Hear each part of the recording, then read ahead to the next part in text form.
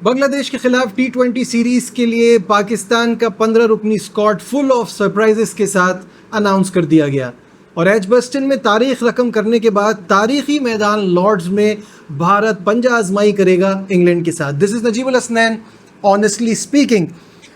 भाई, पाकिस्तान क्रिकेट में हर दिन कुछ ऐसा नया अनोखा होता है जो दुनिया में कहीं भी किसी जगह नहीं होता और सारी दुनिया इस पर हम पे हंसती है। समझ से बाहर है कि क्या चल रहा होता है, क्या सोच रहे होते हैं। मैं ऐसा क्यों कह रहा हूँ? पाकिस्तान ने आज 15 रुकनी स्क्वाड का ऐलान किया है। टीम पे तो हम बाद में बात करेंगे, लेकिन मेरा सवाल ये है कि पीसीबी के COO यानी chief operating officer Sumer Ahmed और adviser to the chairman Aamir Mir sahab का टीम की अनाउंसमेंट से ताल्लुक़ क्या है? कैसे ये प्रेस कॉन्फ्रेंस में आकर टीम अनाउंस कर देते हैं? क्या वजह है? कितनी क्रिकेट खेली है? कौन सा पोर्टफोलियो में चीज़ है इनके ऐसी जिसके बाद ये केपेबल हो गए कि आके टीम अनाउंस करें और प्रेस कॉन्फ्रेंस कर रहे हैं? सहाफ़ी जब इनसे सवाल करेंगे तो ये क्या जस्टिफिकेशन देंगे? इन्होंने तो सेलेक्ट नहीं की, वो तो सेलेक्टर्स ने की है। तो क्या सेलेक्टर्स को कोई डर है, कोई खौफ है, कोई घबरा रहे हैं वो कि उनसे क्या सवाल पूछ लिया जाएगा, तो आपने इनको भेज दिया? और चलो मानता हूँ कि कोई चीफ सेलेक्टर नहीं है, सेलेक्टर्स हैं सारे, तो ये इतने सारे जो जमा किए हुए हैं आपने, इनमें से कोई एक नहीं बैठ सकता था? मसरूफ़ है इनकी, इसके अलावा भी कोई जॉब है, कोई और काम दिए हुए हैं आपने इनको कि जो उसमें लगे हुए, इससे इम्पोर्टेंट आके एक कोई सेलेक्टर नहीं बैठ सकता था जो ये बोल दे कि भाई इस वजह से इसको लिया और इस वजह से इसको नहीं लिया? ये कैसे दोनों बैठ के बातें कर सकते हैं? और इनसे जब बाबर आजम रिजवान के हवाले से सवाल हुआ तो उन्होंने कहा ये तो T20 टीम है, वो तो अमूमन वनडे खेलते हैं, ये आपने कैसे फैसला कर लिया? क्या उन्होंने रिटायरमेंट ली हुई है? I am just puzzled, I don't understand कि ये इस तरह की हिमाकतें होती कैसे हैं और सिर्फ हमारे क्या क्यों होती हैं, ये दुनिया के किसी दूसरे बोर्ड में क्यों नहीं होती? मैंने तो आज तक कभी नहीं देखा कि इंडिया के जर्नलिस्ट BCCI के ऊपर इस तरह की बातें कर रहे हों, या दुनिया के किसी और बोर्ड को देख लें आप। यार, हमें ये क्यों इस तरह की चीज़ें करते हैं जिसके बाद आके हमें बातें करनी पड़े? खैर, एनी हाउ, ये इसका तो कुछ नहीं हो सकता। ये अल्लाह ताला इन सबको हिदायत दे, बस यही दुआ मांग सकता हूँ। खैर, सिलेक्शन की तरफ आते हैं। जहाँ नए चेहरों को मुतारिफ़ कराया है, वहाँ कुछ परफॉर्मर्स को ड्रॉप भी किया है। शादाब और हारिस का समझ में आता है कि वो इंजरी का शिकार है। नसीम शाह में वो फड़क नज़र नहीं आई है, वो जो उनकी रेपुटेशन है उस हिसाब से वो बॉलिंग नहीं कर रहे, तो नो वन कैन जस्टिफाई वो पिछली बार भी क्यों सेलेक्ट हुए थे, ये मुझे समझ नहीं आया था।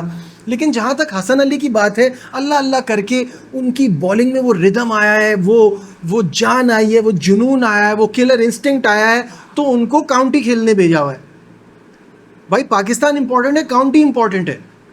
या तो हसन अली लंबे अरसे से खेल रहे होते तो मैं कहता ठीक है, बांग्लादेश है, मैं तो खुद इस चीज़ के फेवर में हूँ कि आप यंगस्टर्स को मौका दें, लेकिन वो तो इतने तवील अरसे से खेल भी नहीं रहा। PSL के बाद से तो उनके अंदर वो चाम नज़र आना शुरू हुआ है, तो वो कैसे काउंटी खेल रहे हैं और टीम के लिए अवेलेबल नहीं है? समझ की बात ही नहीं है ना इसमें कोई। खैर, एनी हाउ, इरफान खान न्याजी का मुझे नहीं समझ में आता क्या कसूर है। क्या आपको उसकी परफॉर्मेंस नहीं दिखती?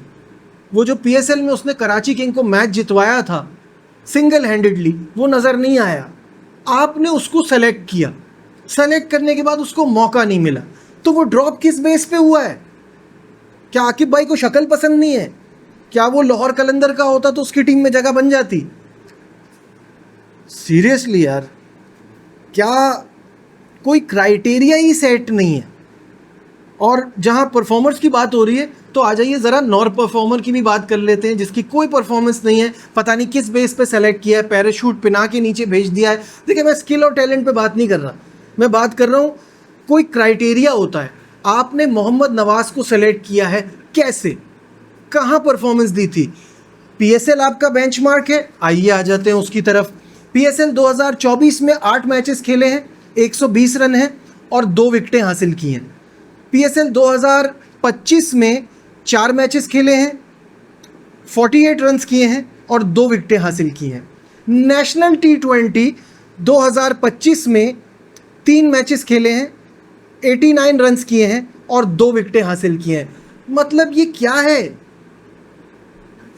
हम तो खुद इस बात पे बहुत शोर मचाते हैं कि सिर्फ पीएसएल को क्राइटेरिया नहीं होना चाहिए, लेकिन वहाँ पे पूरे मैचेस तो खेल नहीं रहे, ऊपर से परफॉर्मेंस कुछ है नहीं। आप इनको कैसे लेकर आ गए हो टीम में? शादाब इंजर्ड था तो सुफियान का आना तो बनता ही था। सलमान मिर्ज़ा ऑब्वियसली उनकी डोमेस्टिक में भी परफॉर्मेंस है, अच्छा बॉलर है, लेकिन सवाल यहाँ यही आता है कि आपको इस वक्त एक ऐसी टीम बनानी है और अपने जहन में ऐसे प्लेयर्स को रखना है, आगे एशिया कप अगर होता है तो, और अगले साल T20 वर्ल्ड कप, तो उसको जहन में रख के करें ना। अगर कुछ भी ऊपर नीचे हुआ तो पैनिक बटन दब जाएगा, फिर हम क्या करेंगे? फिर सब पुराने वालों को बुलाएंगे। फिर मुझे एक और चीज़ समझ नहीं आती कि आपने शाहीन शाह अफरीदी के लिए ये बोल दिया है कि उसकी एक बैड बॉय इमेज है। क्या आपको माजी की चीज़ों से आपको एहसास नहीं होता कि आपने किस तरह पहले भी प्लेयर्स के करियर बर्बाद किए हैं? उमर अकमल, अहमद शहजाद इसकी एग्जाम्पल है। मुझे क्या करना है यार आपके एटीट्यूड का? अगर आप अच्छा परफॉर्म कर रहे हो, क्या किया है इन लड़कों ने जिसकी वजह से इनका ये हाल हुआ था? और क्या कर रहा है शाहीन अफरीदी जो आपने उसकी ये इमेज बनाई हुई है? This is just ridiculous. खैर नहीं आओ, 15 रुकनी स्क्वाड मैं अनाउंस कर देता हूँ, बता देता हूँ आपको। अनाउंस तो खैर जिन्होंने करना था उन्होंने कर दिया, मैं आपको सिर्फ बता देता हूँ। और इसमें कौन इन हुआ है और कौन आउट हुआ है वो भी बता देता हूँ। स्क्रीन पर भी स्क्वाड आपके सामने आ जाएगी।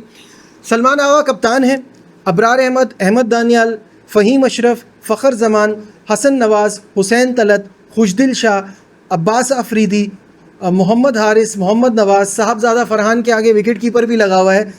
पता नहीं क्यों ज़बरदस्ती तुले हुए हैं उसको बैकअप विकेट कीपर बना के खिलाने के लिए। वो अपनी परफॉर्मेंस से हर हालत में खेलता है वैसे भी। साइम अयूब, सलमान मिर्ज़ा और सुफियान मुकीम।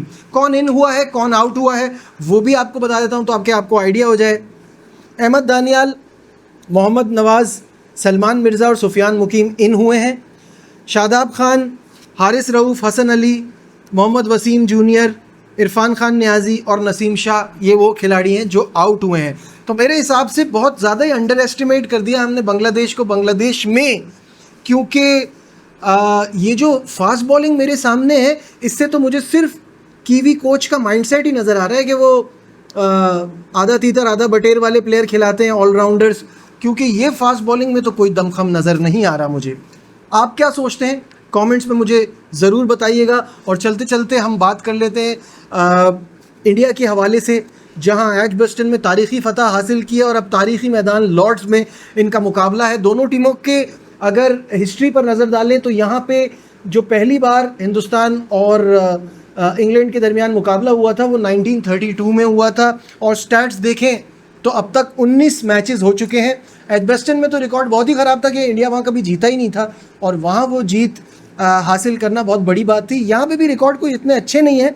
19 में से 3 बार सिर्फ भारत मैच जीता है, 12 में इंग्लैंड ने कामयाबी हासिल की और 4 ड्रॉ हुए हैं। लेकिन अच्छी बात यह है कि 2021 में यहाँ एक बड़ी तारीख़ी कामयाबी हासिल की थी इंडिया ने, और पिछले 7 साल के अरसे में इंग्लैंड की टीम इंडिया को लॉर्ड्स में हरा नहीं पाई है, तो ये एक अच्छी चीज़ है उनके लिए। लेकिन इस मैच में एंटर होते हुए बहुत बातें चल रही हैं और वो बातें ये हैं कि हरी भरी सी पिच इंतज़ार कर रही होगी इंडियन टीम का लॉर्ड्स में।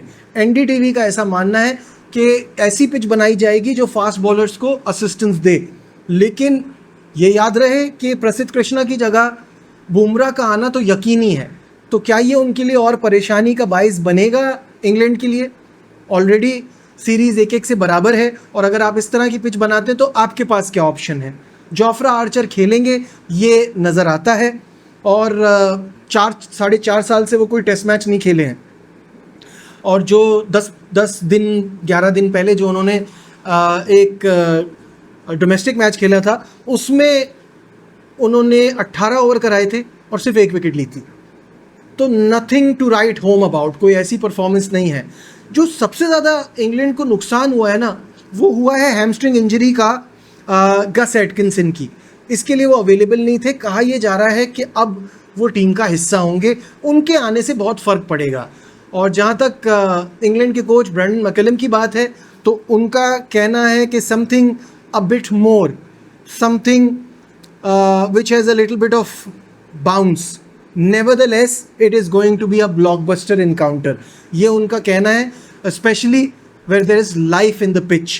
तो ये तो तय है कि इंग्लैंड एब्सोल्यूट क्लैरिटी के साथ आ रहा है कि पिछली बार जो उन्होंने बैटिंग फ्रेंडली पिचेस बनाई थी, जिसके बाद उनको ये एक्सक्यूज़ देना पड़ा था कि ये पिच तो सब कॉन्टिनेंट वाली बन गई, तो भाई किसने कहा था आपसे, आप ही ने बनाई है ना, उन्होंने तो नहीं कहा, ये गौतम गंभीर ने या गिल ने तो ये पिच नहीं बनवाई थी।